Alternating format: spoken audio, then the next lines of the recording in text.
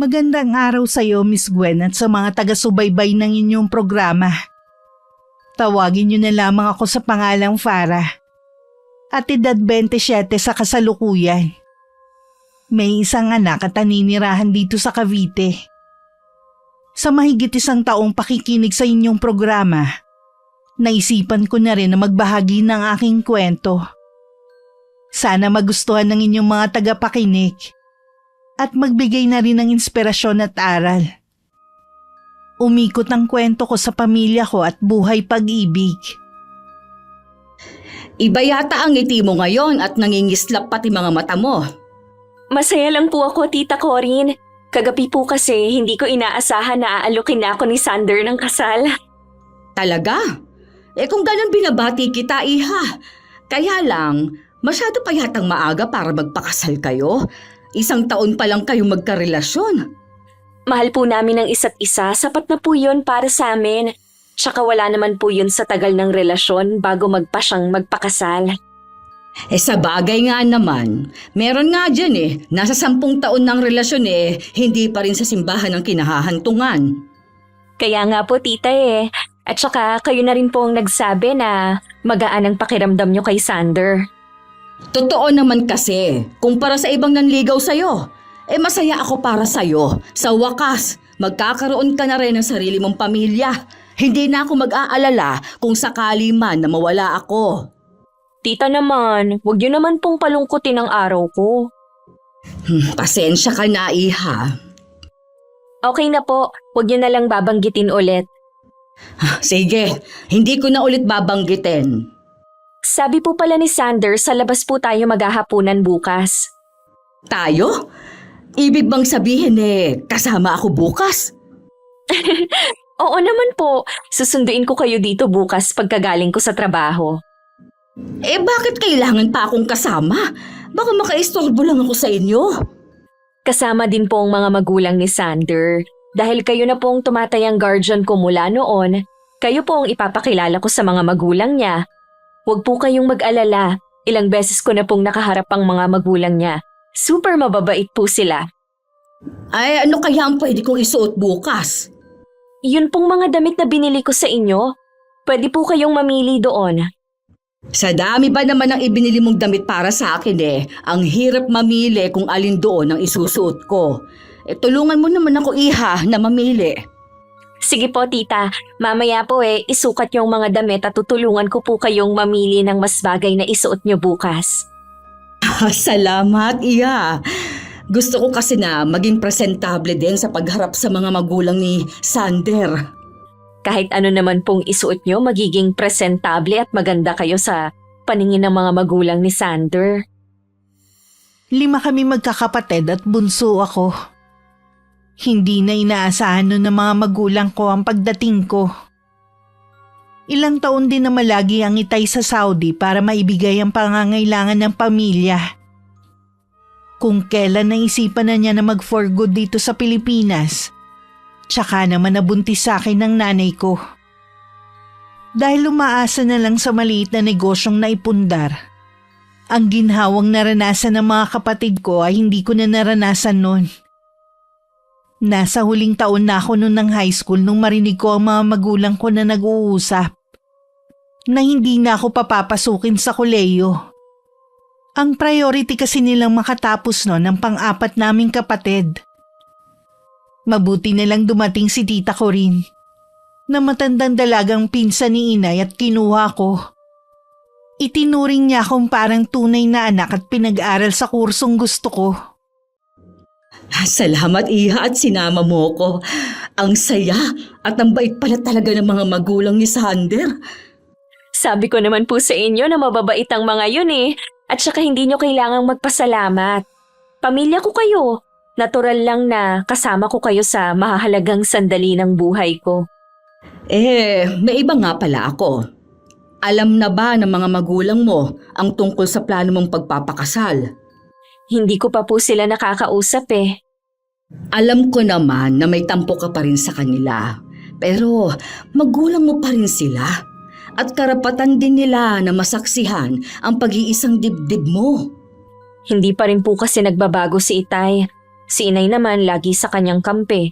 Kahit ang mga kapatid ko nahawa na rin sa pagiging pintasero ng tatay namin. Hindi na nila yon pwedeng gawin sa'yo dahil ang layo na ng itsura mo sa dati. Utang ko po sa inyong lahat, tita. Lagi kayong nasa tabi ko para palakasin ang loob ko at suportahan ako sa mga gusto kong gawing pagbabago sa sarili ko. Mula pagkabata, lagi ko nang naririnig ang kwento sa iyo ng nanay mo. Kaya kahit hindi pa kita nakikita noon, nakakaramdam na ako ng awa sa'yo.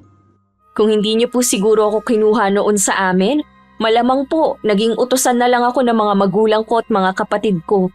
Wala kasi talaga silang balak na papasukin ako noon sa kolehiyo. Magbakasyon kaya tayo sa atin, ano? Kahit ilang araw lang? Parang gusto ko nga po ang idea na yan. Magpapaalam lang po ako sa opisina. Sigurado naman napapayagan ako. Basta dala ko ang laptop ko pwede naman ako magtrabaho kahit saan ako naroon. Yun nga lang po, hindi makakasama si Sander. Busy pa po siya dahil kabubukas lang ng dental clinic. Ay, sayang naman. Hindi natin siya makakasama. Pagkakataon na sana para makilala ng mga magulang mo at kapatid mo ang nobyo mo. Maliban sa pagbabago ng itsura mo, pwede mo pang ipagyabang ang boyfriend mo. Marami pa naman pong pagkakataon na maisama ko sa atin si Sander. Sa bagay nga. Magpahinga na po kayo, tita. Alam ko pagod na kayo. Hindi pa naman kayo sanay magpuyat. Minsan lang naman ito Nag-enjoy talaga ako, iha. Salamat ulit sa pagsama sa akin, ha? Wala po yun, tita. Dapat nga siguro dalasan niyo ang paglabas kasama namin para hindi kayo naiinip dito sa bahay. Okay lang naman po yun kay Sander. Nako, hindi na. Kapag may mahalaga na lang na okasyon. At kapag kasama ang mga magulang ni Sander. Ayoko namang maging abala sa inyong date ng nobyo mo. Tsaka, minsan naman inilalabas mo ko. Sa susunod po lalabas ulit tayo. Gusto ko lang kasing makabawi sa inyo. Hindi mo kailangan bumawi. Hindi ka man galing sa sinapupunan ko. Anak na rin kita. Ganun kabusilak ang puso ni tita ko rin. Siya ang pumuno sa pagmamahal na hinahanap ko sa aking mga magulang. Kung tutusin pamangkin sa pinsan lang naman ang ugnayan namin. Hindi yun naging hadlang para mahalin niya ako at ituring ko rin siyang parang tunay kong ina. Masasabi ko na stable na ako sa trabaho ko. Nasa corporate world ako at sa Makati nagtatrabaho. Walang utang, may sariling ipon at maayos na karir. May boyfriend na galing sa may kaya sa buhay at may maayos na karir bilang dentista. Wala pang isang buwan nang buksan niya ang klinik niya na malapit lang sa bahay nila. Kahit sabihin pang stable na ako at wala nang hahanapin pa, parang may nararamdaman akong kulang. Bakit parang malungkot ka? Huwag mong sabihin nagbago ang isip ni Sander. Hindi ka na niya pinayagan? Hindi po nagbago ang isip niya. Ako po ang nag-aalangan na ituloy pa po natin ang planong pag-uwi sa atin. Bakit naman? Kinakabahan po kasi ako Dahil ba sa tatay mo? Naalala ko lang po yung huli naming pagkikita. Kung paano niya ako pagtawanan sa harapan ng mga kaibigan niya. Kalimutan mo na yon. Hindi ka na magagawang pintasan ng ama mo dahil wala na ni bakas ng itsura moong dati. Akala ko po nakakalimutan ko na ang trauma na inabot ko kay Itay noon. Yun pala, nakatago lang. Ikaw lang ang makakatulong sa sarili mo. Alam ko na mahirap ang pinagdaanan mo, pero kailangan mong ipakita na hindi ka na tulad ng dati. Sigurado ako na mas nahigitan mo na sila ngayon. Kayo po talaga, tita, ang nagpapalakas sa loob ko mula noon pa. Sige na, ngumiti ka na dyan. Naimpake mo na ba ang mga gamit mo? Konti na lang po ang aayusin ko. Kapag pala merong sinabi ang itay mo sa iyo na hindi maganda, ako na ang makakalaban niya. Hindi ako papayag na apihin ka pa niya at ipahiya. Alam ko naman po na ipagtatanggol niyo ko. Hindi lang kay Itay, pati na rin sa ibang tao. Ganyan nga, tumahawak ka lang. Minsan, sandata rin yan para isipin nila na hindi ka nasasaktan.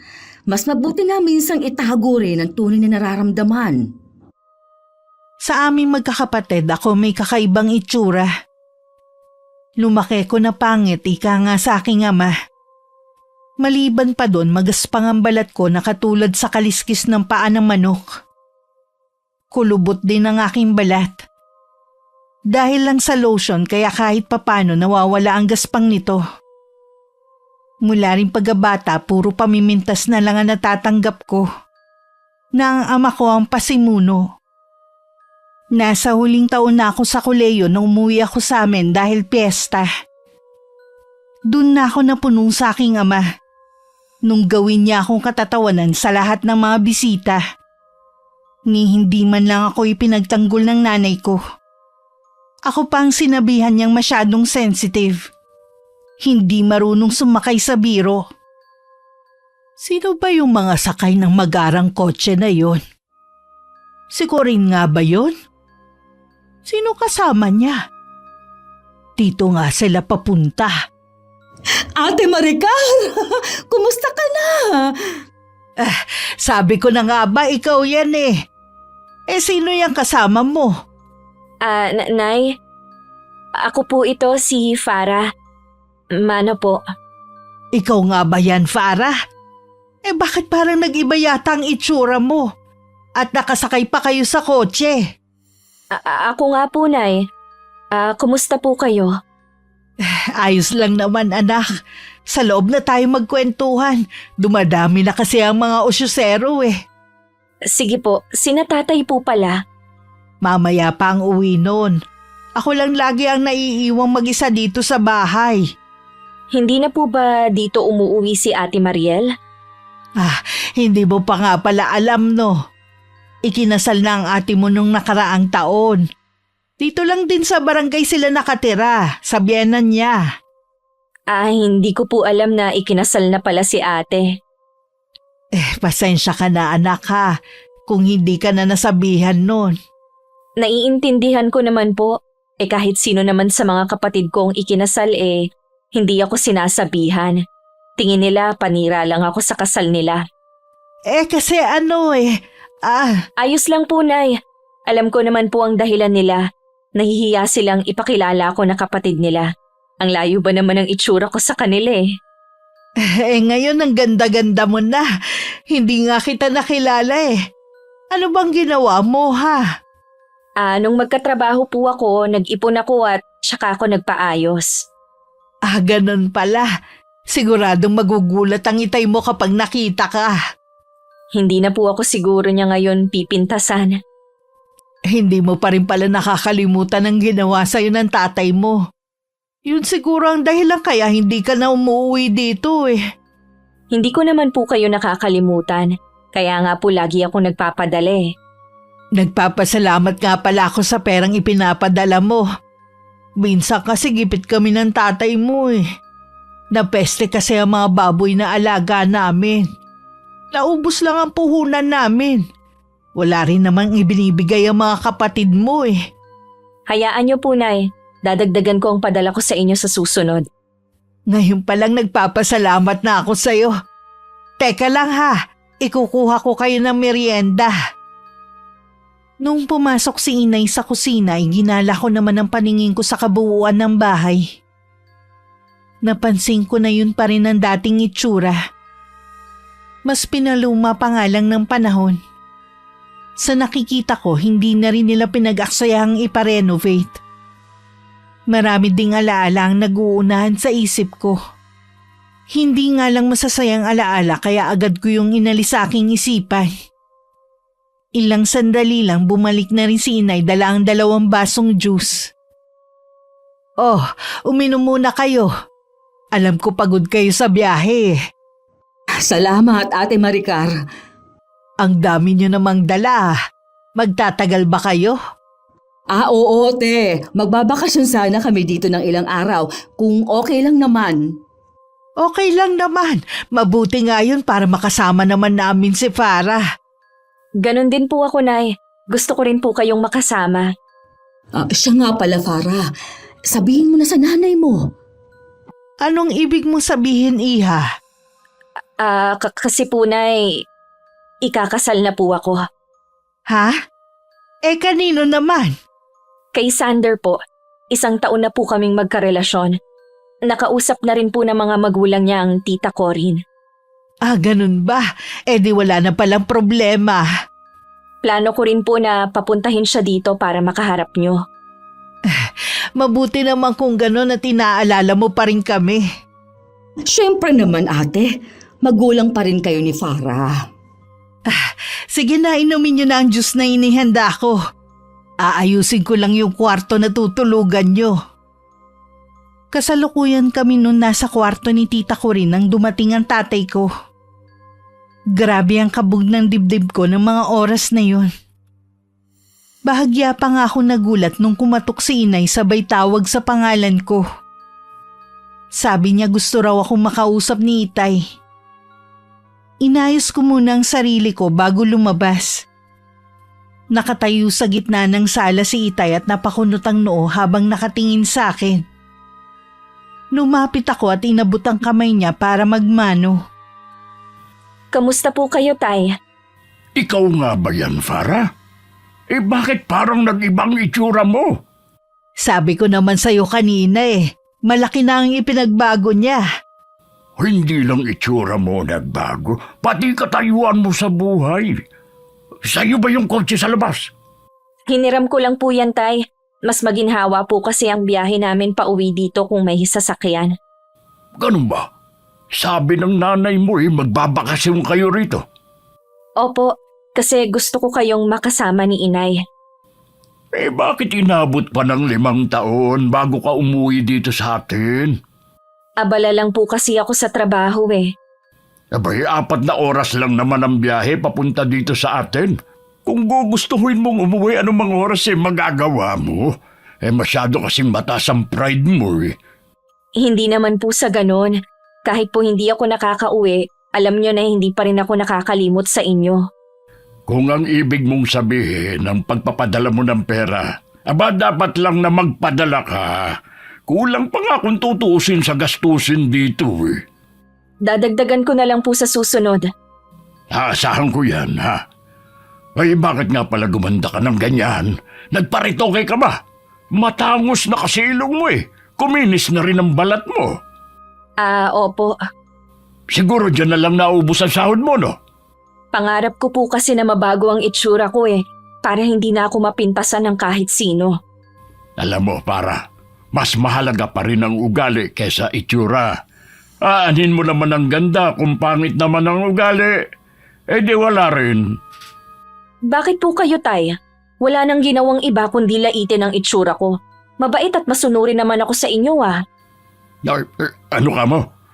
Farah, mabuti pa tawagin mo na ang tita ko rin mo. Kakain na kamo tayo ng hapunan. Sige po, Nay. Maiwan ko po muna kayo. Ay, palagay ko kaya nagpaganda ang anak natin dahil sa'yo. Bakit naman ako magiging dahilan niya? Nakalimutan mo na ba? Mula pagkabata wala ka nang ginawa kundi pintasan ng anak natin. Totoo naman na pangit siya noon. Ikaw naman kasi sa dami ng pwede mong paglihihan, paapa ng manok. At saka may edad ka na kasi noon nung pinanganak mo siya. Kaya puro latak na lang ang nakuha niya. Sana naman magbago ka na sa pakikitungo sa kanya. Palagay ko si Farah ang magbibigay sa atin ng kaginhawaan na hindi natin naranasan sa 4 nating anak. Hindi ako sigurado. Hanggat nasa poder siya ng tiyahin niya, malabo ang sinasabi mo. Siguradong kinokontrol siya ni Corin. Hindi naman siguro. Kita mo nga na pinapadalhan niya tayo Kala mo naman napakalaki ng pinadadala niya sa atin. Di ba narinig mo naman dadagdagan niya ang perang pinapadala niya? Bago umalis si Farah, kausapin mo na paayos tong bahay natin kaysa maubos ang pera niya sa pagpapaganda. Babanggitin ko sa kanya sa ibang araw. Pagtatagal naman sila dito Habang nandito sila, hinga mo ng pambili ng pagkain. Alangan naman na tayo pa magpapakain sa kanila. Nagbigay na nga si Farah kanina. Kaya nga nakabili ako ng masarap na ulam. Para tuloy ako nagutom. Uy, maghain ka nang para makakain na tayo. Dahil matagal na akong hindi kumakain ng hapunan ng mga magulang ko at si tita ko rin lang ang kumain nung gabing yun. Nagkulong lang ako sa kwarto at inayos ang mga ipamimigay ko sa pamilya ko. Ano na ba ang kinakain niyang si Farah ngayon? Kumakain pa rin naman siya ng kanin pero madalas sa umaga lang. Puro salad na lang ang kinakain niya. Yung ba yung mga dahon? Abay, maraming damo sa paligid. May kasama pang bulaklak. Kung gusto niya, ipangunguha ko siya bukas. Ano ka ba, Nicandro? Hindi magandang biro yan. Ayoko na magsasalita ka ng ganyan kapag kaharap ang anak mo. Hindi ka pa rin pala nagbabago, kuya. Ginagawa mo pa rin katatawanan si Farah. Biro lang naman yun. Masyado naman kayong seryoso. Ano nga palang ginagawa ni Farah sa kwarto? Inaayos niya ang mga ipamimigay sa inyo. May mga pasalubong pala siya. Dapat kanina pa niya yun nilabas. Nagpahinga muna kasi kami. Para 4 na oras lang naman ang biyahe, napagod kayo. Siya nga pala. Totoo ba na abala si Farah kaya hindi nakakawi? Oo, katunayan nga niyan. Mula na magtrabaho siya ngayon lang siya nakapagbakasyon. Kasalanan naman niya yun. Ayaw niyang magbakasyon kung pwede naman yata. Nabanggit pala ng anak mo na ikakasal na siya. Talaga?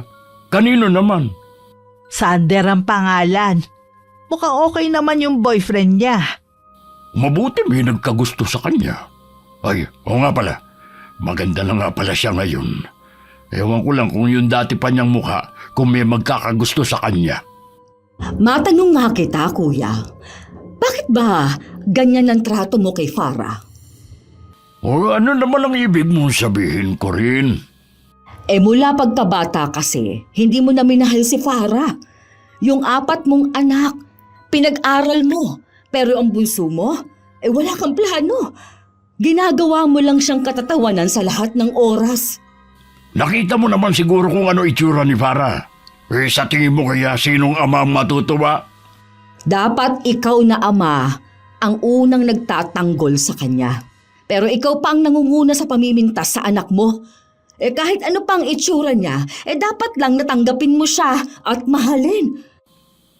Kayo naman ang gumawa sa kanya at hindi naman niya kagustuhan na maging magulang kayo. Wag naman sana kayo magtalo sa harapan ng pagkain. Pasensya ka na, Ate Maricar. Nawala na ako ng ganang kumain. Magpapahinga na lang ako. Maiwan ko na kayo. Tignan mo ang ginawa mo. Ano bang ginawa ko? Wala naman Masyado lang sensitive ang pinsan mo Ganun yata kapag matandang dalaga. Pakiusap naman, ngayon lang umuwi ulit dito ang anak mo. Huwag mo naman sanang sirain. Baka mamaya magalit yun, hindi tayo imbitahin sa kasal niya. Oo na, ikaw naman Dumating lang ang anak mo, nag-iba ka na rin Katatapos ko lang ayusin ang mga ibibigay kong pasalubong nung pumasok si tita ko rin. Nagtaka naman ako kung bakit ang bilis niyang matapos maghapunan. Sabi pa naman niya kanina nagugutom siya. Parang nabasa naman niya ang laman ng isip ko. Biglang nawala ang gutom ko dahil sa ama mo. Bakit naman po? Hindi pa rin pala siya nagbago. Napansin ko nga rin po yun kanina. Tumanda lang siya, pero ganun pa rin siya. Kung gusto mo nang umuwi, sabihan mo lang ako, ha? Kahit gabi na, pwede naman tayong umalis. Sayang naman po ang pagpunta natin dito. Gusto ko rin pong makita ang mga kapatid ko at ang mga pamangkin ko. Sige, ikaw ang bahala. Basta kapag hindi mo na kaya, ha? Magsabi ka lang. Kaya ko naman po. Maghapon naman wala ang itay Mabuti na lang nagsasalita na kahit papaano ang inay mo. Hindi katulad dati, puro sang-ayon lang siya sa ama mo. Medyo nag-aalangan na nga lang po ako ngayon na ipakilala si Sander sa kanila. Naisip ko nga rin yan. Natatakot po ako na baka ipahiya niya ako sa boyfriend ko. Wala pa naman pong alam si Sander sa nakaraan ko. Hindi mo pa pala sinasabi sa kanya? Akala ko ba Hindi po natuloy dahil nauunahan ako ng kaba. Paano po kung iwan niya ako? Kung talagang mahal ka ni Sander, maiintindihan ka niya. Paano po kung hindi niya matanggap na pangit ako dati? Ibig sabihin lang nun, hindi ganun kalalim ang pagmamahal niya. Pero sa tingin ko naman, mahal na mahal ka niya. Tsaka ko na lang po siguro iisipin ang tungkol sa bagay na yan kapag nakauwi na tayo. Tumawag na ba siya sa'yo ngayon? Chat lang po. Kapag ganun busy po yun. Mamaya ka pa ba matutulog? Inaantok na kasi ako Mauna na po kayong matulog. Hindi pa po kasi ako inaantok. Mauna na ako sa'yo ha. Bukas na lang ulit. Nang mga sandaling yun, nagtatalo pa rin ang mga magulang ko sa kwarto nila. Sa kauna-unahang pagkakataon kasi pinagtanggol ako ng nanay ko sa tatay ko. Sa tingin kasi ni inay, sumusobra na nga talaga si Itay sa mga lumalabas sa bibig nito laban sa akin. Bakit ba ang init ng ulo mo sa akin, ha? Kanina ka pa Gusto mo bang tuluyan na lumayo ang loob sa atin ng anak natin, ha? Ano ba kasi ang masama sa sinasabi ko? Totoo naman kasi lahat. Bakit siya masasaktan? Kapag tuluyan na rin nainis sa atin si Corinne, baka kumbinsihin niya si Farah na tapusin na ang bakasyon nila rito. Di umalis sila, pakialam ko. Tumatanda ka talagang paurong. Tingnan mo ang binigay sa atin ng anak mo kanina. Ang laki naman ng pera na yan. Sa 4 ba nating anak nakaranas tayo na mabigyan ng ganitong kalaking halaga? Sila kasi mga pamilyado na. Paano pa sila magsusuporta sa atin? Kahit naman noon na wala pa silang mga asawa madalang na rin ang pagbibigay nila. Mabuti na lang may maliit tayong kabuhayan. Ano ba kasi yung gusto mong gawin ko, ha? Gusto ko habang nandito si Farah maging mabait ka sa kanya. Mabait naman ako Mabait ka na ba sa lagay na yan, ha? Sige na nga.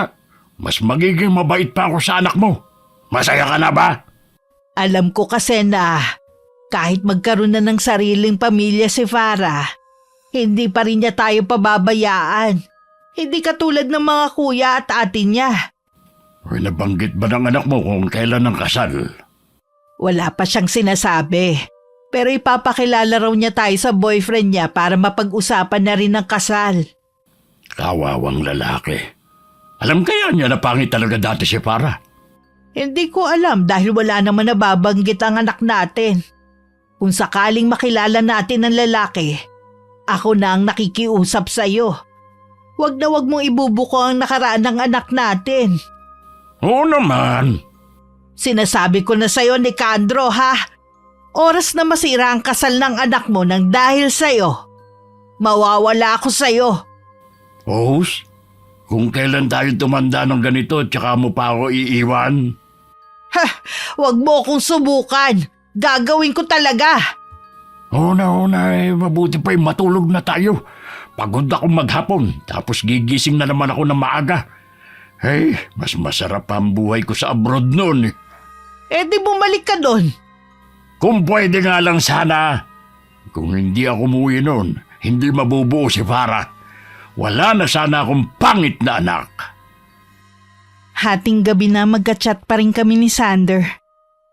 Kaya naman kinabukasan tanghali na tulog pa rin ako. Si tita ko rin maagang bumangon. At naabutan pa niya ang pag-alis ni Itay para pumunta sa bukid. Nag-alok siya ng pwedeng itulong sa kusina pero tumanggi si Inay. Bisita kayo rito. Hindi mo kailangan tumulong. Magtimpla ka na lang ng kape mo. Hindi naman ako ibang tao para umasta na parang bisita dito. Tulog pa ba si Farah? Tulog na tulog. Hindi ko alam kung anong oras natulog ang batang yun kagabi. Kachat niya kasi si Sander. Hindi pa pala ako nagpapasalamat sa iyo dahil sa pagpapaaral mo at pagkupkup sa anak ko. Wala yon. Hindi mo kailangan magpasalamat. Sa totoo lang kahit ako ang nanay ni Farah, ramdam ko pa rin yung pader sa pagitan namin. Abot kamay ko na siya ngayon pero parang napakalayo pa rin niya. Walang dapat sisihin kundi kayo ni Kuya Nicandro. Pasalamat pa rin kayo dahil likas kay Farah ang pagiging mabait. Sa kabila ng lahat inaalala pa rin niya kayo. Sana naman dalasan ni Farah ang pag-uwi dito sa bahay. Sabihin mo nga sa akin ang totoo. Bakit parang nag-iba na yata ang tingin mo kay Farah? Dahil ba maganda na siya at hindi mo na ikakahiya o dahil sa katayuan niya ngayon? Aminado ko na malaki ang pagkukulang ko sa anak ko. Pero mahal ko siya gaya ng pagmamahal ko sa mga kapatid niya. Kung alam mo lang ang pinagdaanan ng anak mo, saksi ako sa mga paghihirap niya at pagtitiis para lang maabot kung nasaan siya ngayon. Sana naman, hindi sirain ang asawa mo. Walang gagawin si Nicandro na pwedeng ikasira ni Farah. Hanggang ngayon ipinagtatanggol mo pa rin si Kuya Nicandro kaysa sa anak mo. Hindi totoo yan. Binalaan ko na si Nicandro. Kaya nasabi ko na wala siyang gagawin para mapahiya ulit si Farah. Sana nga, Ate Maricar. Dahil ako na ang makakalaban ng asawa mo. Mahal ko si Farah. Higit sa sinasabi mong pagmamahal sa kanya. Para ko na siyang anak. Lahat gagawin ko para maging masaya lang siya. Mananagot din sa akin kung sino ang mananakit sa kanya. Huwag na nga muna natin yan pag-usapan. Gusto ko na maging masaya ang bakasyon nyo rito. Yun din talaga ang gusto namin. Mamaya paggising ni Farah, ipamimigay na niya ang mga pasalubong. Sinabihan ko na rin ng mga kapatid niya na nandito siya. Pupunta daw sila rito mamaya. Bago magtanghalian, dumating ang 4 kong kapatid at pamilya nila. Sandali sila natigilan na makita ko. Para silang namamalikmata sa pagkakatitig sa akin. Naiintindihan ko naman sila. Kaya lang natatawa pa rin ako sa itsura nila. Si inay na lang ang nagpaliwanag sa kanila. Hindi rin nakaligtas sa akin ang sinabi ng mga hipag ko. Akala raw nila pangit pa rin ako hanggang ngayon. Pagkatapos kong maibigay ang mga pasalubong ko sa kanila, umalis din sila agad. Pinigilan ko pa sila na doon na lamang magtanghalian. Pero kanya-kanya sila ng dahilan. Ano ba yung mga kapatid mo? Aba, parang sinisilihan ng mga puwet Nagmamadaling magsiuwi.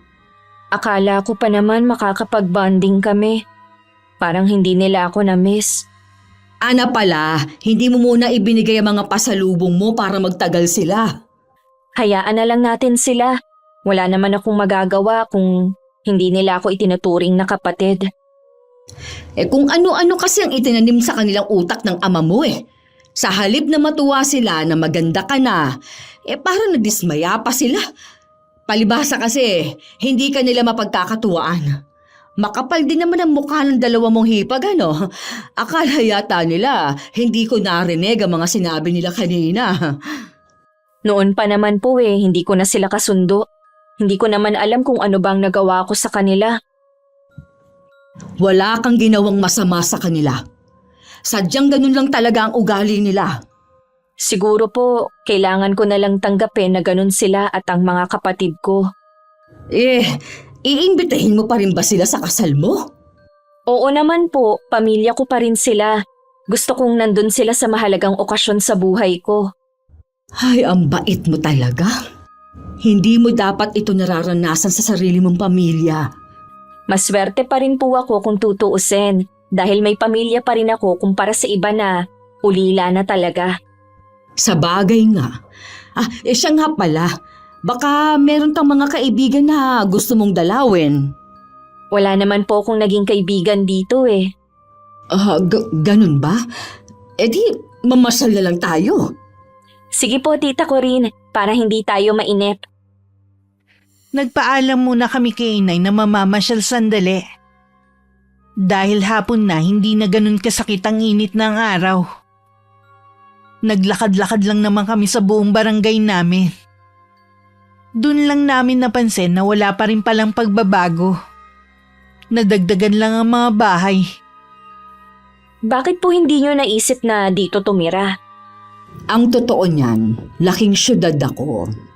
Tingin namin ng mga kapatid ko, nakakainip ang buhay dito.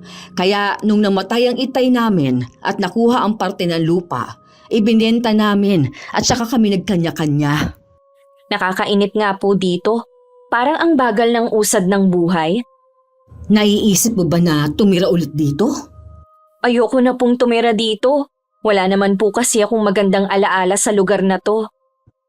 Kung nalulungkot ka lang naman, naaalalahanin ng nakaraan, sabihin mo lang para makapag-impake na tayo. Madali lang naman pong umalis eh. Gusto ko pa rin po kasi na makausap ang mga magulang ko. O sige, ikaw ang bahala. Hindi na rin kami nagtagal ni tita ko rin. Pag-uwi namin, naroon na si Itay. Agad naman ako nagmano sa kanya.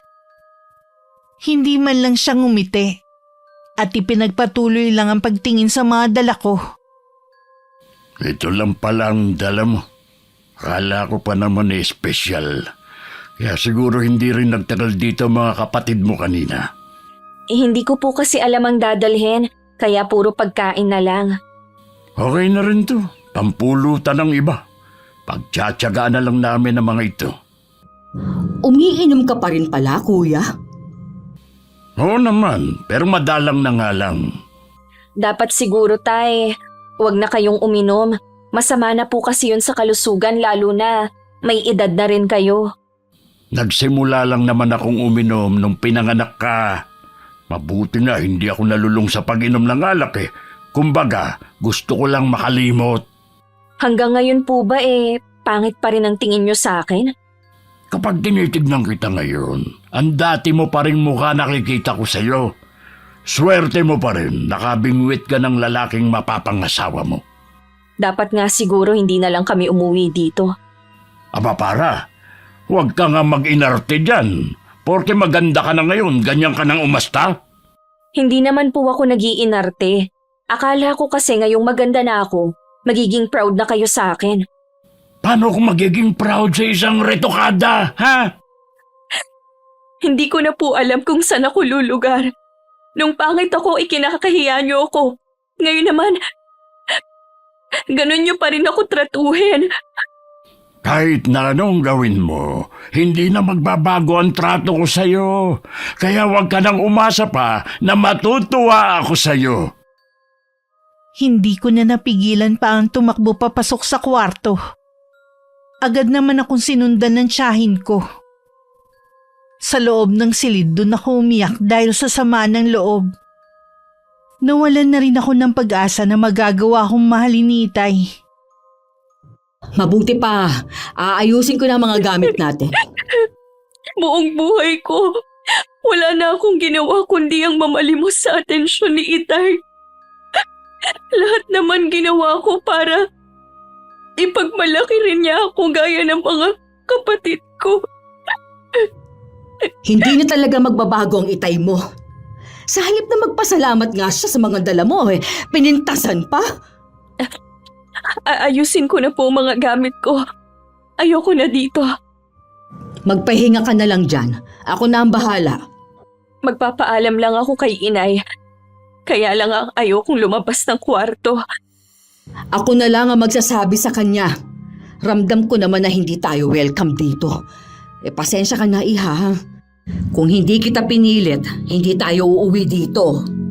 Ginusto ko rin naman po. Dahil gusto kong makasama ang mga magulang ko at mga kapatid ko. Sa ipinakita ng magulang mo at mga kapatid, pag-isipan mo pa rin kung ipakikilala mo sa kanila si Sander. Ayoko lang na mapahiya ka. Lalo tuloy ako nakaramdam ng pangamba at pag-aalinlangan. Naisip kong baka sirain lang ni Itay ang nalalapit kong kasal. Nang sulyapan ko si tita ko rin, malapit na siyang matapos sa kanyang ginagawa. Ilang sandali lang nakarinig kami ng sunod-sunod na katok at pagtawag. Binuksan ko naman yun at pumasok si inay.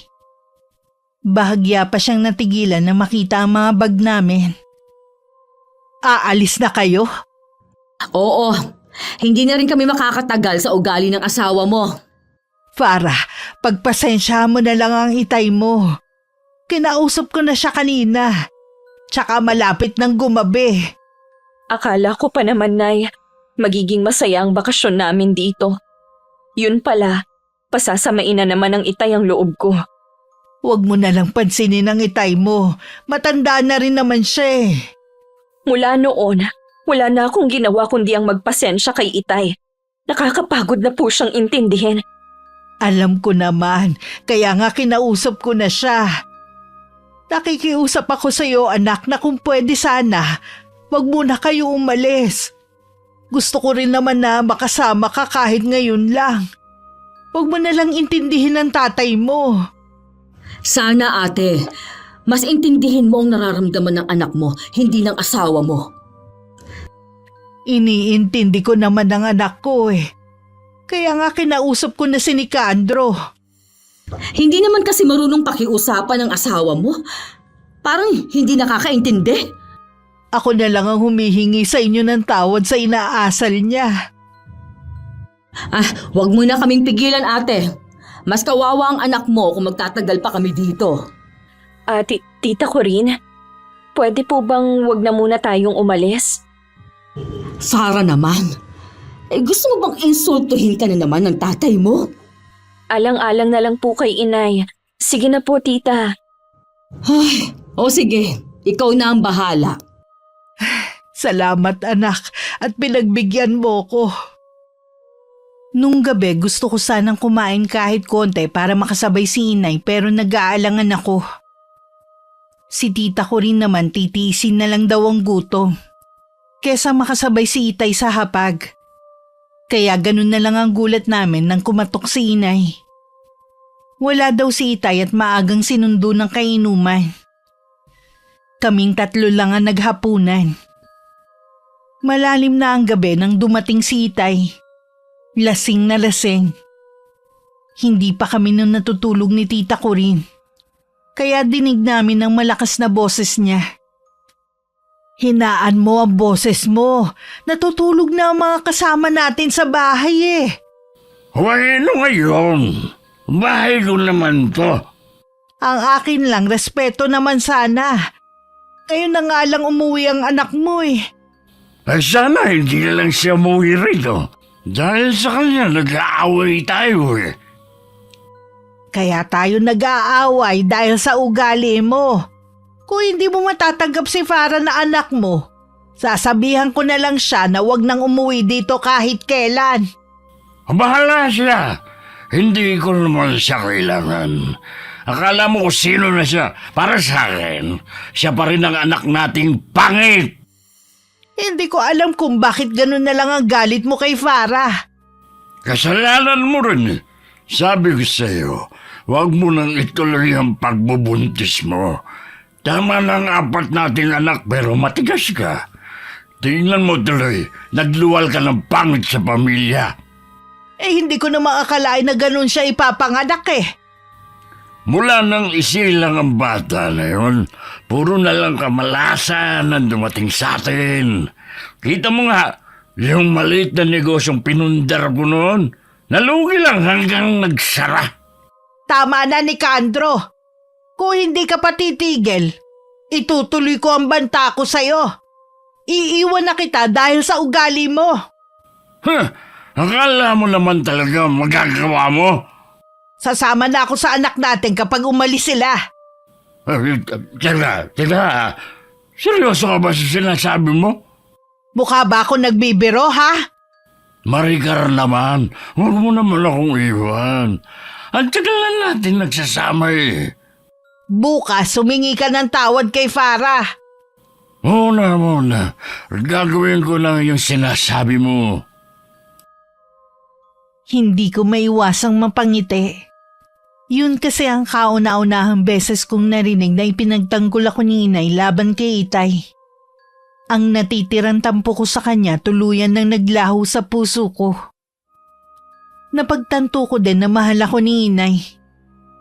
Marahil hindi lang niya maipakita nun dahil takot din siya kay Itay.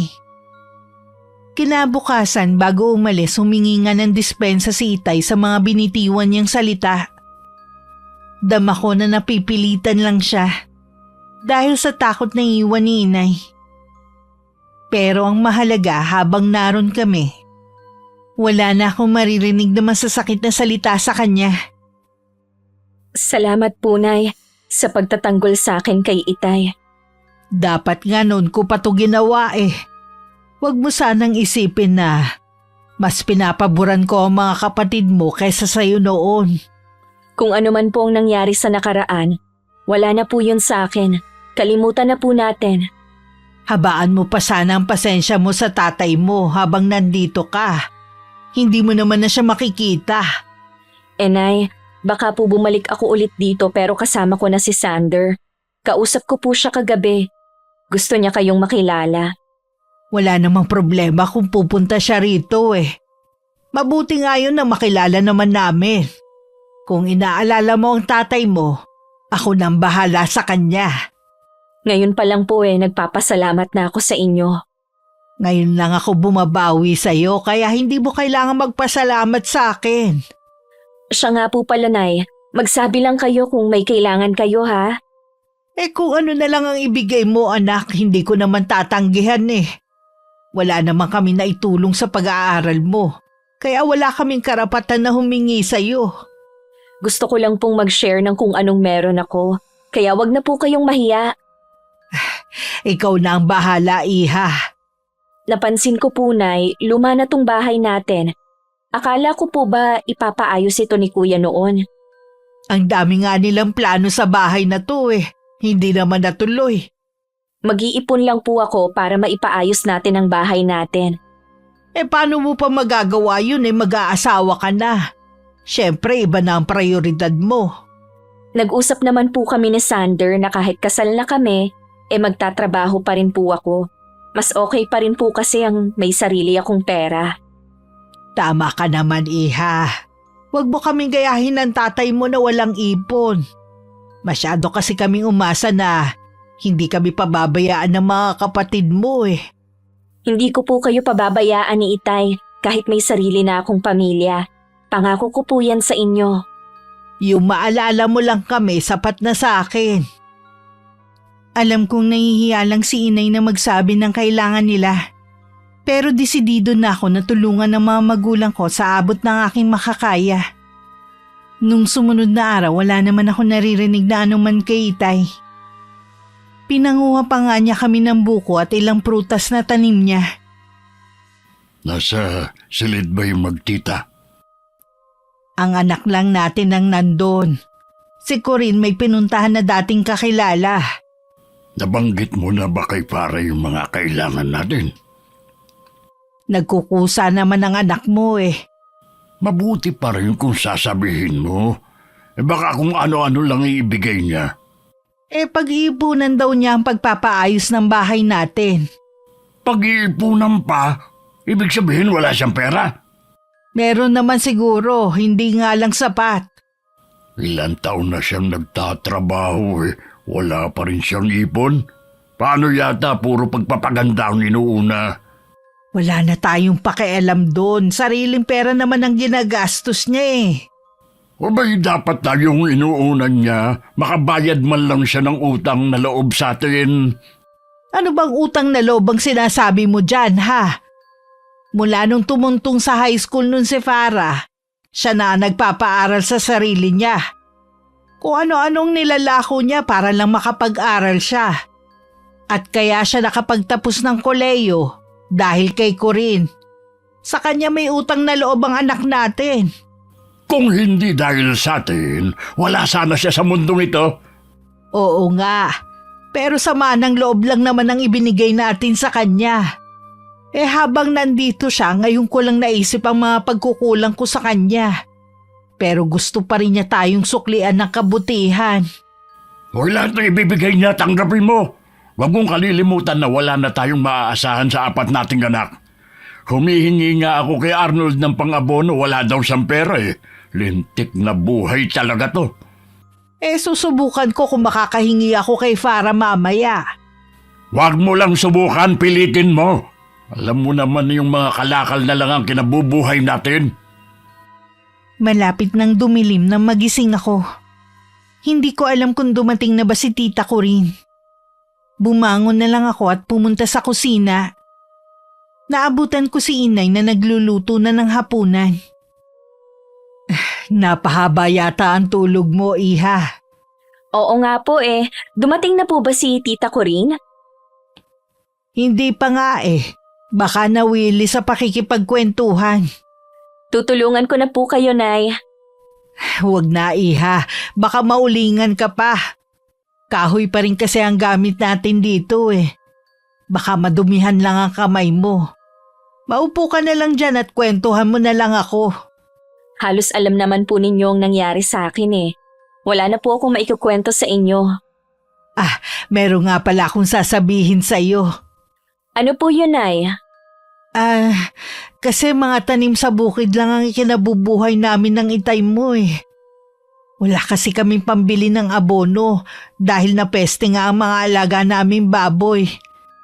Baka pwede mo naman akong pahiramin ng pambili ng abono. Iyon lang po pala. Bibigyan ko na lang po kayo, wag nyo nang bayaran. Salamat, iha. Pasensya ka na kung sa'yo ko lumapit. Mga kapatid mo kasi, mula nang magsipag-asawa, wala na kaming naasahan ng tatay mo. Sabi ko naman po sa inyo, ako nang bahala sa pangangailangan nyo. Kanino nga po palang bukid ang tinatamnan ng itay? Sa pinsan niya. Nagbibigay naman siya ng porsyento kapag nakakabenta ng kalakal ang ama mo eh. Ganun po ba? Sandali lang po, Nay ha. Kukunin ko lang yung wallet ko. Nakahinga naman ng maluwag si inay dahil nalutas ang isa nilang problema ni itay. Pinasobrahan ko na rin ng bigay para may panggasto sila sa mga susunod na araw. Dumating ang pag-alis namin ni tita Corinne. Nakaramdam man ako ng lungkot, masaya pa rin akong aalis. Dahil alam kong wala na akong sama ng loob na lilisan. Mahigpit ko pang niyakap ang mga magulang ko bago sumakay sa dala naming sasakyan. Pagdating sa bahay ni tita Corinne, hinarap ko naman ang mga kailangan kong gawin. Si Sander ba ang tumawag, iha? Opo, tita. Gusto na po niyang makilala ang mga magulang ko sa lalong madaling panahon. Di uuwi kayo sa inyo? Opo, at gusto ko nakasama kayo para marinig niyo rin ang sasabihin niya. Pwede naman. Kaya lang, iha, dapat siguro ipagtapat mo na muna kay Sander ang nakaraan mo. Kapag nagkita po kami, sasabihin ko na sa kanya. Hindi naman siguro malaking bagay sa kanya yon. Dahil uso naman talaga ang mga retoke ngayon. Pero mas mabuti na rin na sabihin mo pa rin sa kanya. Ay, sana lang po kapag nagkaanak kami, hindi magmana sa akin ang magiging anak namin. Masyado mo namang kinawawa ang sarili mo. Sa tingin ko lang ha, baka may ininumang inay mo noon kaya gano'n ang itsura mo. Di ba nga, tutulang itay mo na magbuntis ulit ang inay mo? Sabi naman po ni inay dahil sa paglilihi niya sa akin ng paa ng manok. Posible rin. Mabuti pa, huwag na natin pag-usapan ng bagay na yan. Yung tungkol na lang sa inyo ni Sander ang isipin mo. Oo nga po excited na po ako sa kasal namin. May petsa na ba kayong napili? Meron na po, pareho namin gusto sa summer para siguradong hindi uulanin ang kasal namin. Okay rin yan. Sabihan mo lang ako para matulungan kita ha. Opo, tita. Nung makita kami ni Sander na pag-usapan namin ang pagbabakasyon namin ni tita Corinne sa amin.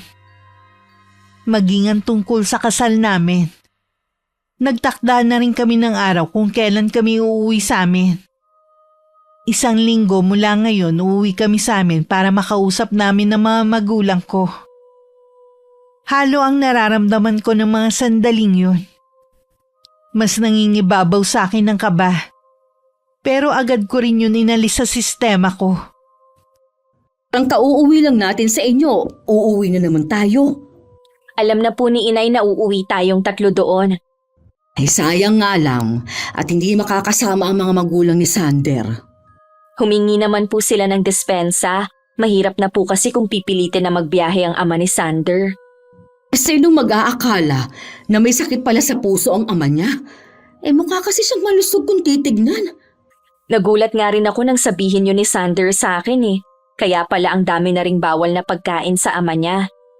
Maibang ha pala ako. Sinabi mo na ba kay Sander ang tungkol sa'yo? Hindi ko na po naisingit na sabihin eh. Tsaka na lang po siguro. Pero dapat masabi mo pa rin sa kanya bago kayo ikasal. Plano ko naman po talaga yun. Ayoko naman na meron akong ililihim sa kanya. Dumating ang araw ng pag-uwi namin. Parang may paru-paro sa akin tiyan. Sa kabila ng kabang nararamdaman ko, hindi naman mabura-bura ang ngiti sa labi ko.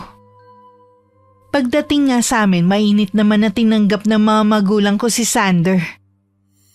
Sa nadaanan naming restaurant, niyaya ng boyfriend ko si Itay.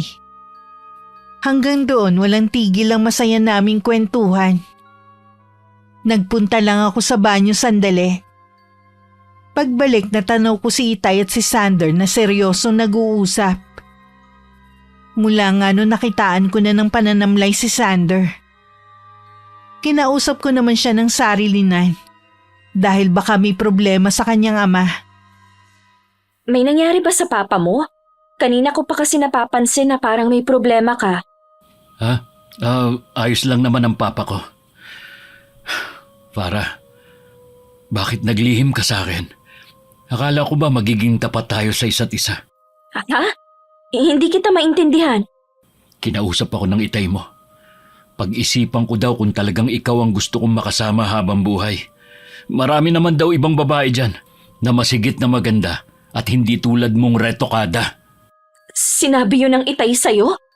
Oo, hindi lang yun. Ipinakita rin niya mga litrato mo nung hindi ka pa maganda. Sander, hayaan mo naman akong magpaliwanag oh.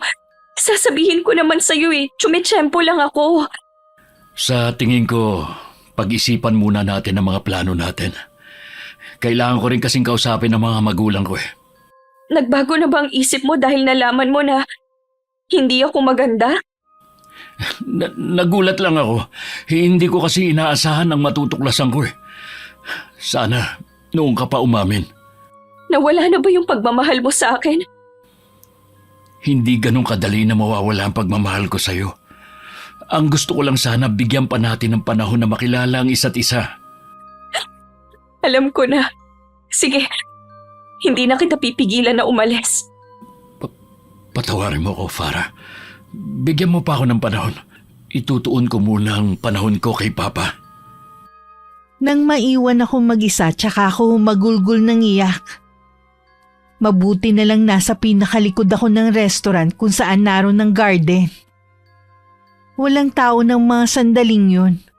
Kaya malaya akong maglabas ng samaan ng loob. Nandito ka lang pala. Kanina pa namin kayo hinahanap ni Sander. Nasaan nga pala siya? Teka, bakit ka umiiyak? Wala na po si Sander. Umalis na po siya, tita. Ha? Bakit? Ano bang nangyari? Nalaman na po niya ang totoo. Nagtapat ka na ba sa kanya? Bakit naman ngayon pa? Hindi po ako.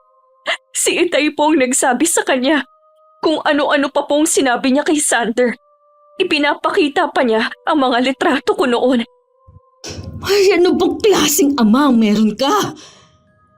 Hindi ako makapaniwala na kaya niyang sirain ang buhay mo.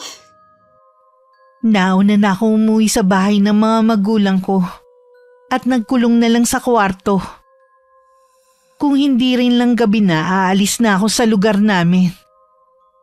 Parang sasabog sa matinding galit ang puso ko dahil sa ginawa ni Itay sa akin. Galit na kinausap din ni tita ko rin si Itay tungkol sa ginawa niyang pagsira sa kaligayahan ko. Nagbibiro lang naman si Nicandro eh. Masyado lang sensitive si Sander. Anong biro? Hindi ginagawang biro ang bagay na yon.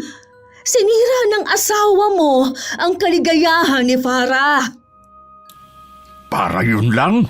Mabuti na nga rin yun para malaman natin ang totoong ugali ng lalaking yun. Sinadya mo talagang sirain ang buhay ng anak mo. Anong klase kang ama? Baka nakakalimutan mo kung nasaan ka. Nasa loob ka ng pamamahay ko, kaya wala kang karapatan na pagsabihan ako. Huwag kang mag-alala. Ito na ang huling beses na tutungtong ako sa bahay na ito. Wag naman sana kayong magtalo. Kailangan tayo ni Farah ngayon. Alam ko na nasasaktan siya. Hindi niya kayo kailangan. Ako lang ang kailangan niya mula pa noon. Tanging ako lang ang nakakaintindi sa kanyang pinagdadaanan. Wala na kayong ginawa, kundi saktan at ipahiya siya. Ikaw, Kuya Nicandro, pagsisisihan mo ang ginawa mong ito sa anak mo. Ba't bumalik ka nga rito? Huwag mo akong tatalikuran! Hayaan mo na lang siya. Ikaw naman kasi. Bakit mo naman ginawa yun sa anak natin? Malay ko naman na wala palang alam ang boyfriend niya na retokada siya. Alam kong galit na sa atin ang anak mo. Huwag ka na ring umasa na magbibigay pa siya sa atin. Bakit ba siya nag-iinarte? Totoo naman kasi na pangit siya. Tanggapin na lang niya yon. Nakakaawa naman si Sander kapag nagkatuluyan sila. Paano kapag nagkaanak sila ng pangit? Paano niya ipaliliwanag yun sa lalaki, ha? Labas na tayo dun. Wala na tayong pakialam pa. Mabuti pa, ipagtimpla mo na lang ako ng kape. Hindi na ako nakainom sa restaurant eh. Ang dami ko pa namang nakain. Gusto ko lang bumaba ang kinain ko. Magtimpla ka ng kape mo. Bahala ka dyan. Hoy! Huwag mo akong tatalikuran. Pareho kayong bastos ng pinsan mo. Ay, lintik talaga. Ako na naman ang napasama. Isang kakilala ni tita ko rin ang pinakiusapan niya na maghatid sa amin sa sakayan. Bago pa man lumiwanag ang paligid, umalis na kami sa amin. Buong biyahe, tahimik lang ako at nakatingin sa malayo. Pagka-uwi namin, tuluyan na ako nagbago. Ayoko nang pumasok nun sa trabaho. Gusto ko na lang magkulong sa kwarto. Nawalan na ako ng pag-asa na mabuhay. Iha, pupuntahan ko si Sander. Huwag niyo pong gagawin yan. Nagdesisyon na siyang iwan ako. Kung ayaw niyong magalit ako sa inyo, huwag kayong makikialam sa akin. Hindi ko kasi matiis na makita kang nahihirapan. Walang dapat sisihin kundi si Itay. Sa dami ng pwedeng maging ama, bakit siya pang naging tatay ko? Hindi ko siya mapapatawad sa ginawa niya sa'yo. Maraming beses ko nang pinalampas ang ginawa niya. Pero hindi ang isang ito. Kailangan siya magbayad. Ayoko na silang maging magulang. Ayoko na silang makita kahit kailan. Kahit puro hindi magaganda ang ginagawa nila sa akin, gusto ko pa rin silang tulungan. Pero bakit puro pananakit na lang ang ginaganti nila sa akin? Tahan na, Iha. Mararanasan din ng ama mo ang mga ginawa niya sa'yo. Pangako yan. Tita, bakit ba puro na lang pagdurusa ang dinadanas ko? Masaya ka naman na. Kaya lang, mula na magkaroon ka ulit ng koneksyon sa mga magulang mo, doon ulit nagsimula ang kamalasan mo. Hindi pa kasi ako nakontento na kayo ang kasama ko eh. Sana hinayaan ko na lang na malayo ako sa kanila. Naiintindihan naman kasi kita. Alam ko na nangungulila ka sa pagmamahal ng mga magulang mo at hindi ko yun kayang punan kahit gaano pa kita kamahal. Mula ngayon, tuluyan ko ng pinuputol ang relasyon ko sa kanila. Sa bawat araw na lumilipas na hindi ako nagiging maayos ang lagay, parang dinudurog ang puso ni tita ko rin.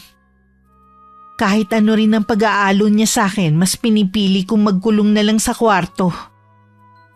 Lalo pa ako nalugmok sa matinding kalungkutan nang mabalitaan namin na umalis papuntang ibang bansa si Sander. at ang mga magulang niya. Isang araw na pasukan na lang ako ni Tita Corinne na wala ng malay at duguan. Napatili na lang siya habang pilit akong ginigising.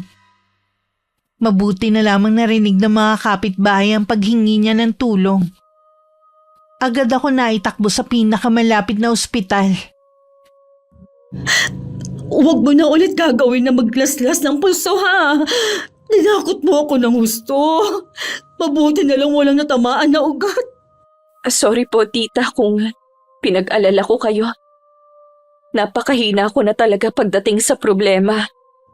Gusto mo bang magpakalayo-layo muna para makalimot ka? Huwag na po, Tita Corinne. Mag-aaksaya lang po tayo ng oras at pera. Hindi ganoon kadali na makalimot. Kailangan mong maging matatag, Iha. Lalo na ngayon. Ang sabi ng doktor, 2 buwan ka nang nagdadalang tao. Ho? Totoo po ba yan? Oo, Iha. Magiging nanay ka na. Paano po kung kasing pangit ko din na lumabas ang batang to? Mararanasan din ba niya ang mga pinagdaanan ko? Kahit ano ang mangyari, huwag mong ipaparana sa kanya ang mga nangyari sa'yo. Pakamahalin mo siya. Lagi lang akong nandito para sa'yo. Hindi ko po alam kung magiging mabuti ba akong ina. Hindi ko naman po kasi naranasan na mahalin sa isang pamilya. Kung paano kitang minahal at inalagaan, yon ang iparanas mo sa magiging anak mo. Bahala na po. Kahit nung makauwi ako sa bahay, lagi pa rin akong tulala. Mabuti na nga lang napipilit na akong kumain ni Tita Corinne. Lingid sa akin, may pinaplano na pala siya. Kung paano makakaganti sa tatay ko sa pamamagitan ng kulam. Isang kakilala ang nagturo sa kanya kung kanino siya pwedeng lumapit. Malaki nga lang ang hinihingi pero hindi na niya yun inisip. Ilang araw lang tumatalab na ang orasyon kay Itay. Inakala lang ni Inay dahil sa pagod at katandaan na rin ang pagkakasakit ng aking ama. Ay, paano kaya yan? Wala ka nang iinuming gamot bukas. Nilapitan ko na lahat ng mga anak natin eh. Wala rin silang pera. Lumapit ka na ba kay Para? Ay di ba nangako siya na tutulungan tayo? Sa tingin ko nagpalit na siya ng numero eh. Hindi ko na kasi siya makontak. Wala rin palang isang salita ang babaeng yun eh. Baka sinadya na rin niya naputulin ang koneksyon sa atin dahil sa ginawa mo. Para yun lang, kakalimutan niya na tayo bilang magulang niya. Ang tigas din kasi ng ulo mo eh. Hindi ka nakikinig sa akin. Kahit kasi maganda na ang anak mo, wala ka pa rin ginawa kundi pintasan ng dati niyang itsura. Sa hindi ko makalimutan ang pangit niya mukha eh. Minsan naiisip ko na baka anak mo siya sa ibang lalaki.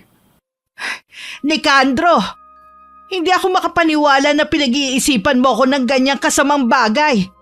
Kahit nung nasa abroad ka, hindi man lang ako natukso na tumingin sa ibang lalaki. Nagtataka lang kasi ako kung bakit bukod tangi siya lang ang pangit sa magkakapatid. Baka dahil din sa mga iniinom ko noon na pampalaglag. Walang dapat sisihin kundi ako. Wala ka na rin kasing ginawa nun kundi ang magalit sa akin dahil sa biglaan kong pagbubuntis. Kaya sinubukan kong ilaglag pero makapit si Farah. Gusto niya talagang mabuhay. Subukan mo pa rin na tawagan. O di kaya si Corinne ang tawagan mo. Hindi niya sinasagot ang tawag ko eh. Alam kong galit din siya sa akin. Puntahan mo kaya sila. Alam mo naman ang bahay ng pinsan mo eh. Hindi maaaring wala tayong pera. Gusto ko nang magpa-doktor. O sige, kakausapin ko ang mga anak mo. Kung sino ang pwedeng magbantay sa'yo habang wala ako. Kahit nahihiya si Inay, kinapalan na lang niya ang mukha na puntahan kami para humingi ng tulong. Nagulat naman si Tita Corinne na mapagbuksan siya ng pinto. Pinapasok naman niya si Inay sa loob. Pasensya ka na kung bigla na lang akong sumulpot ng walang pasabi. Hindi ko kasi kayo makontak ni Farah eh. Nasa na nga palang anak ko? Nasa kwarto siya at nagpapahinga. Ano ba ang kailangan mo? May sakit kasi ang tatay niya eh. Kailangan namin ng tulong ni Farah. Pagkatapos ng ginawa ni Kuya Nicandro sa anak ninyo, hihingi pa rin kayo ng tulong? Saan naman kaya kayo kumuha ng kakapalan ng mukha, ha? Wala na talaga kami mahinga ng tulong eh. Kailangan ipa-check up sa doktor ang ama niya bago pa lumala ang kondisyon nito. Matagal nang walang trabaho si Farah. Ha? Akala ko maganda ang trabaho niya. Mula nang maghiwalay sila ni Sander, hindi na siya bumalik sa dati. Nagtangka din siya magpakamatay. Mabuti na lang dumating agad ako at nadala namin siya sa ospital. Gusto ko siyang makita. Baka lalo lang kasing makasama sa kanya. Ayaw na niyang magkaroon ng koneksyon sa inyo. Sisilipin ko lang siya. Pakiusap naman. Sige, sumunod ka sa akin. Nandito ang kwarto niya. Naramdaman ko may nagbukas ng pinto pero hindi ako lumingon. Alam ko kasing si tita ko rin lang yun. Nang marinig ko ang mga yabag na papasok, tsaka lang ako nagsalita. Hindi pa ako nagugutom, tita. Anak, Anong ginagawa niyo dito? Tita, bakit niyo siya pinapasok dito? huwag ka magalit sa tita mo. Ako nagpumilit. Mabuti pa, Ate Maricar. Lumabas na tayo. Pakiusap anak, kausapin mo naman ako kahit sandali lang. Sinira niyo ang buhay ko. Siguro naman masaya na ang asawa niyo. Buntis ako at walang ama na magigista ng anak ko. Maraming salamat sa inyo, ha? Bakit hindi mo ipaalam kay Sander ang lahat? Wala na siya. Hindi ko na siya kayang abutin. Kaya umalis ka na. Kalimutan niyo na ako bilang anak. Patawarin mo ko, anak. Umalis na kayo. Gusto ko nang magpahinga. Huwag niyo na rin akong guguluhin pa kahit kailan. Halika na, Ate Maricar. Sa labas na lang tayo mag-usap. Tumalikod na lang ako para hindi ko makita ang nakakaawang itsura ni inay. Nang makalabas sila, tsaka ako na lang pinakawalan ng mga luha ko. Sa labas maraming tanong si inay kay tita ko rin. Nasagot ko na ang lahat ng tanong mo. Pasensya ka na, Ate Maricar. Hindi ka maaaring magtagal dito. Naiintindihan ko naman. Ayoko rin naman na dagdagan pa ang sama ng loob ni Farah. Hindi ko mapapatawad ang asawa mo sa ginawa niya kay Farah. Wala siyang kasing sama. Kahit ako nakakaramdam na rin ng galit kay Nicandro. Parang ayoko na siyang makita at makasama. Ilang taon din ako naging bulag sa mga ginagawa niya. Ngayon lang ako natauhan. Magagawa mo ba siyang iwan sa gitna ng karamdaman niya? Karma na rin siguro yun sa kanya. Pasensya ka na, ate. Bibigyan na lang kita ng pamasahe para makauwi ka sa inyo. Maselan magbuntis ang anak mo. Ayoko may masamang mangyari sa kanya kung makikita ka pa niya. Nauunawaan ko. Ikaw na ang bahala kay Farah, ha? Ingatan mo siya. Sana balang araw magawa niya akong patawarin. Panahon na lang ang makakapagsabi. Hayaan nating maghilom muna ang kanyang sugat. Umuwi din si inay nung araw na yun. Nang makita nga siya ni Itay, biglang umaliwalas ang mukha nito. Mag-isa lang din siya ng mga oras na yun. Hindi rin kasi nakatagal ang isa kong kapatid sa pagbabantay sa kanya. O ano, dadalhin mo na ba ako sa ospital? Ang sakit na talaga ng mga binti ko Namamaga ng gusto. Wala nang trabaho si Farah, kaya hindi na ako nakahingi ng tulong. Ha? Sigurado ka? Galit din sa atin ang anak natin. Kulang na lang isumpa niya tayo. Hindi niya tayo pwedeng dalikuran. Mga magulang pa rin niya tayo. Walang dapat sisihin kundi ikaw kung bakit siya iniwan ni Sander.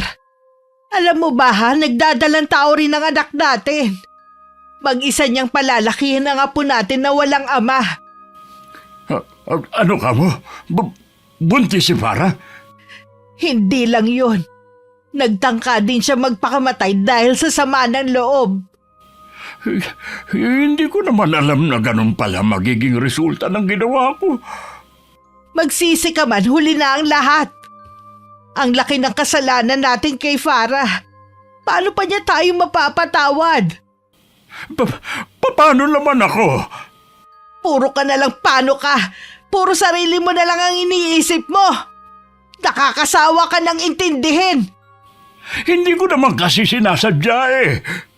Sinungaling! Sinadya mong sirain ang buhay ng anak natin. Wala kang kwentang ama at asawa. Sana noon pa kita iniwan. Iiwan mo ko dahil may sakit na ako. Ganun ba? Isusoli na kita sa mga kapatid mo.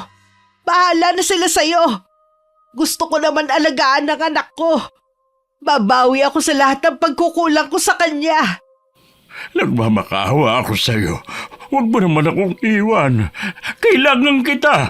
Pangako kapag gumaling ako, magbabago na ako. Hindi ka na magbabago pa kahit gumaling ka. Yan na talaga ang ugali mo. Sa dami ng pwede mong ipamana sa 4 mong anak, yang ugali mo pang yan ang nakuha nila sa'yo.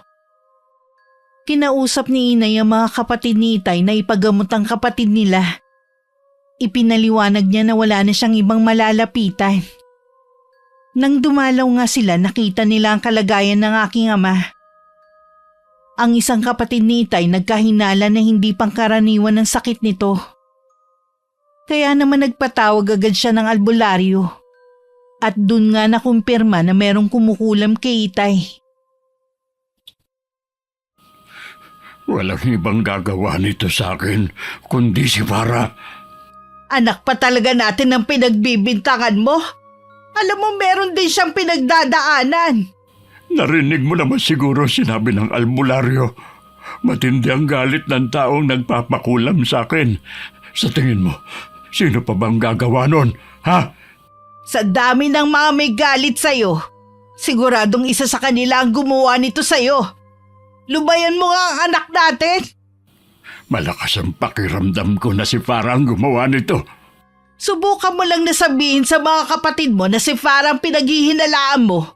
Ora mismo, lalayasan kita. Huwag mo akong tinatakot. Hindi mo magagawang umalis. Saan ka naman pupunta, ha? Galit din sa'yo si Farah. Baka nga isunod ka na rin niyang ipakulam.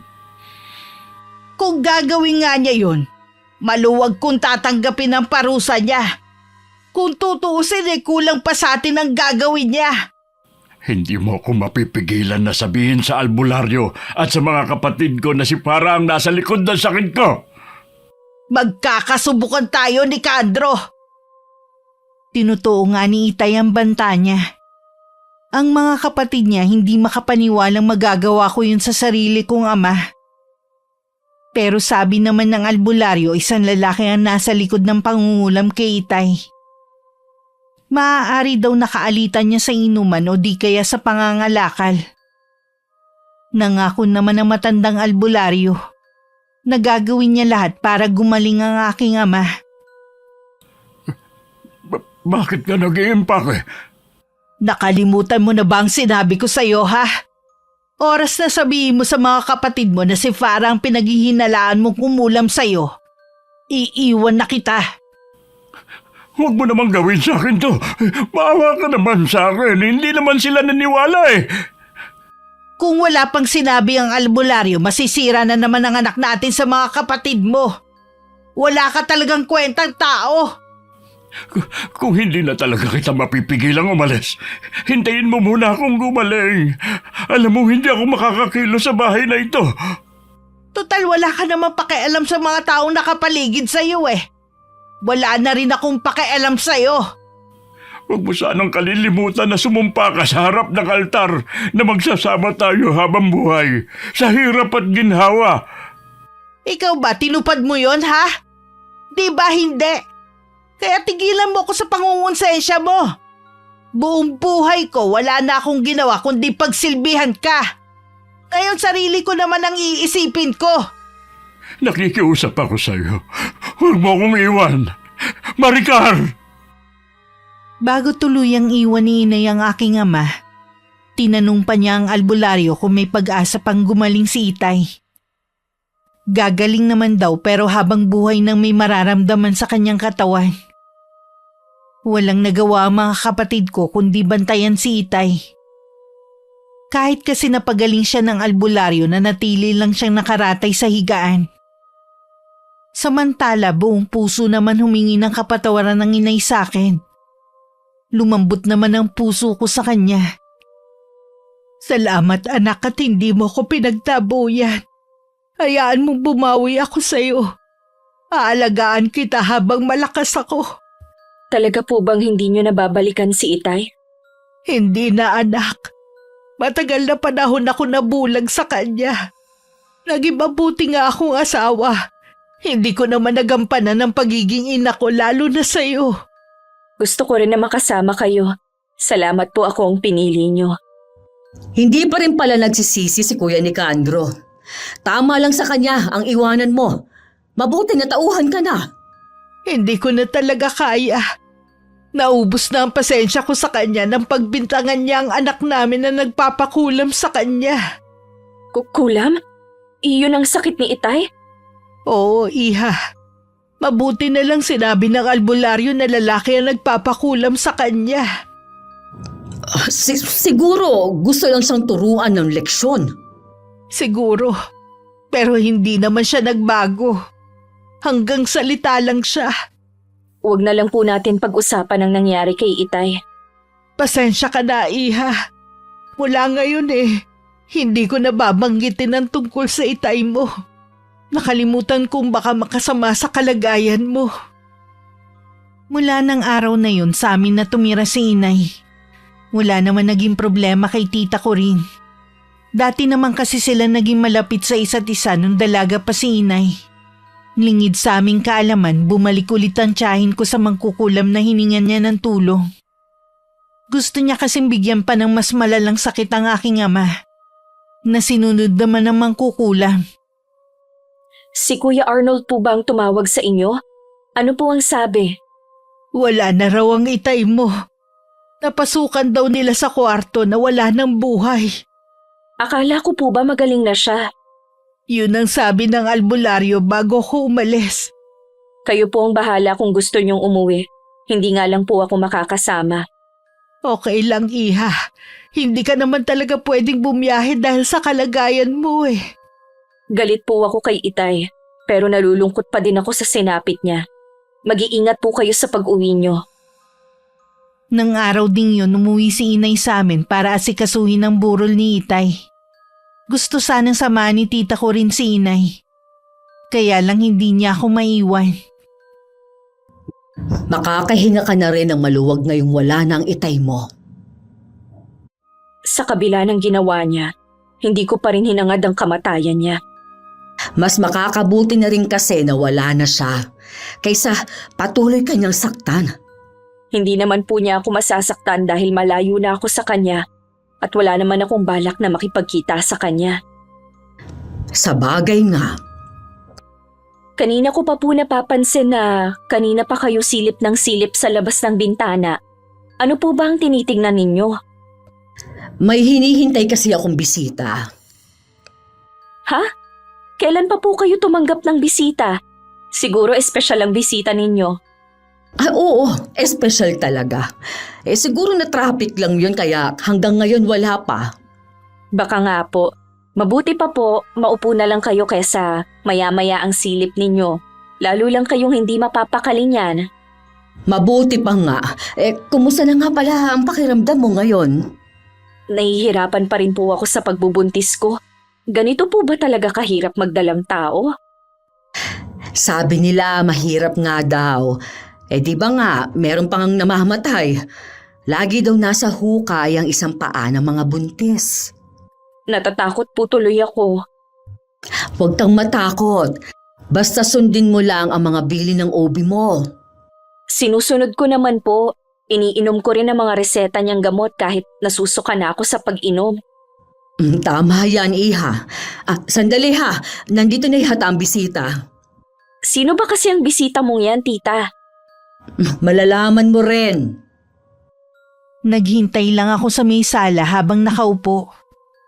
Hinahaplos ko lang ang tiyan ko dahil naninigas na naman. Kulang na lang lumabas ang puso ko nang makilala ang taong kasabay na pumasok ni Tita Corinne. Ilang sandali rin bago ko makahanap ng sasabihin. Sander? Anong ginagawa mo dito?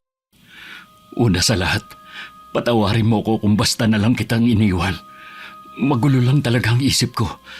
Pero napag-isip-isip ko na mahal kita kahit ano pa man ang itsura mo dati. Siguro sa'yo okay lang. Paano naman ang mga magulang mo? Ang totoo niyan, pinagalitan ako ni Mama dahil sa ginawa kong pagtalikod sa'yo. Siguro kung malalaman ni Papa, baka pati siya magalit sa akin. Kumusta na nga palang papa mo? Maayos na ang lagay niya ngayon. May sasabihin din ako sa'yo. Wala na ang itay ko. Ha? Kinalulungkot ko nangyari.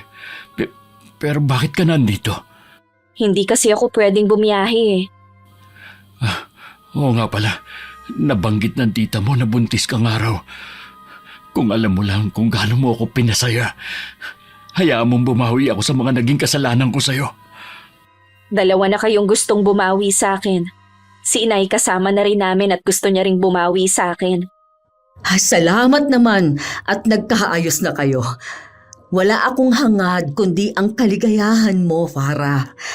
Naging malupit man sa iyo ang kapalaran nung bata ka pa. Kahit paano ngayon, magiging masaya ka na rin. Utang ko po sa inyong lahat ng ito, Tita Corinne. Kahit nagluluksa pa rin sa pagkawala ni Itay, hindi ko pa rin mapigilan na maging masaya sa pagbabalik ni Sander sa buhay ko. Makalipas ang 1 buwan, bumalik na rin si Inay. Natuloy na rin ang kasal, pero kinailangan pang maghintay ng 1 taon. Naging masalimuot man ang naging buhay ko sa pamilya at pag-ibig, sa huli ako pa rin na nagtagumpay. Sa ngayon wala na akong mahihiling pa. Basta kasama ko ang mga mahal ko sa buhay.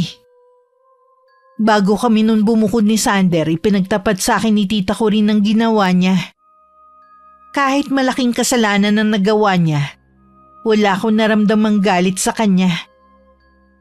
Sa huli nagpasya kami ng ilihim na lang yon, Miss Gwen. Lalo na sa aking ina. Wakas,